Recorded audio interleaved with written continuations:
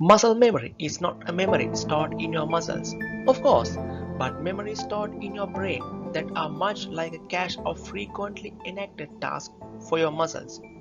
It is a form of procedural memory that can help you become very good at something through repetition, but in exactly the same way, it can make you absolutely terrible at the same thing.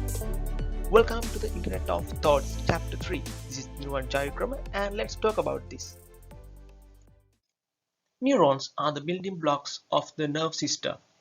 They receive and transmit signals to different parts of the body. This is carried out in both physical and electrical forms. There are several different types of neurons that facilitate the transmission of information. The sensory neurons carry information from the sensory receptor cells present throughout the body to the brain, whereas the motor neurons transmit information from the brain to the muscles. The interneurons transmit information between different neurons in the body. The nerve system has three primary functions. First, sensing throughout our sensory or efferent nerves. The nerve system gathers information about our body and our environment. Second, integration. This information goes to the brain for processing. Third, response. The brain sends out the appropriate motor response through the efferent nerves based on this information. The brain coordinates our movements by responding to signals sent by the efferent nerves to the sensorimotor cortex of the brain. A motor response is sent throughout the efferent nerves. Muscle memory is a form of procedural memory that involves consolidating a specific motor task into memory through repetition, which has been used synonymously with motor learning. When a movement is repeated over time, a long-term muscle memory is created for the task, eventually allowing it to be performed with little to no conscious effort. This process decreases the needs for attention and creates maximum efficiency within the motor and memory systems. In a very basic example, suppose you want to pick up a relatively heavy reference book. So as you touch the book, you are unconsciously evaluating its density and dimensions and getting a sense of its weight. The brain processes this information and adjusts to the appropriate amount of muscular tension needs to lift the book. As you lift the book, your brain ideally continues to take in information about it and adjust muscular tension accordingly so you can lift the book while levering appropriately and without taxing your lower back or collapsing your wrist. Now let's have a look at another example. So let's say if you are practicing a song on the piano over and over again, right? So the idea is that you will continue to improve. Practice makes perfect. Isn't it true? Yeah, it can be accurate phrase because the more you do something, you build up the procedural memory and your brain can quickly instruct your muscles to carry it out. That muscle memory doesn't judge whether you are doing good or bad.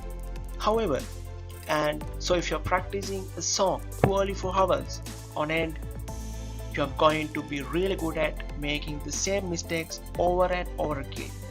This is not only bad because you wasted your time learning to be bad or mediocre at a task and may see all this work as a failure, but because you didn't necessarily have to fail at all.